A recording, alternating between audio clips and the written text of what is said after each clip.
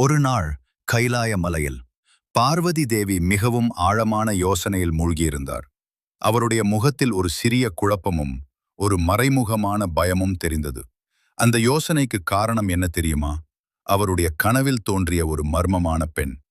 யார் அந்த பெண்? ஏன் அந்த கனவு எனக்கு வந்தது? இந்த கேள்விகள் எல்லாம் பார்வதி தேவியின் மனதை கலங்கச் செய்தன. இந்த சந்தேகத்துக்கு பதில் சொல்ல முடிவது ஒரே ஒருவரால் தான். அவர் என் கணவர், மகாதேவன் சிவபெருமான் என்று நினைத்த பார்வதி தேவி தன்னுடைய கனவை சிவபெருமானிடம் சொல்ல முடிவு செய்தார். எல்லாம் அறிந்த சிவபெருமான் அமைதியாக பார்வதி தேவியின் கனவை கேட்டார்.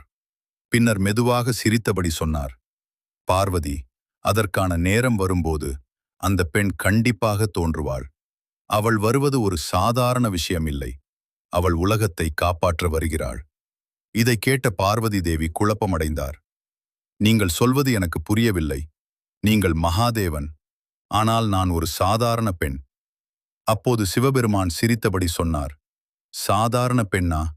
நீ உன்னை பற்றி இன்னும் முழுமையாக அறியவில்லை பார்வதி.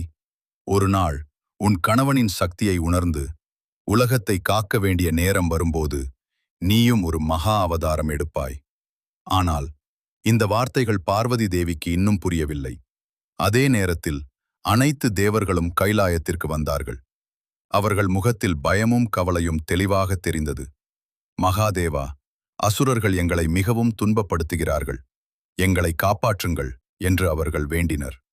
அப்போது சிவபெருமான் அமைதியாக சொன்னார், அந்த அசுரர்களின் தலைவன் ஒரு சக்தி வாய்ந்த வரத்தை பெற்றிருக்கிறான்.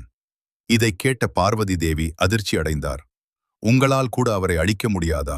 சிவபெருமான் அமைதியாக சொன்னார், அவர்கள் பிரம்மதேவரை கடுமையாக தவம் செய்து ஒரு விசித்திரமான வரத்தை பெற்றார்கள்.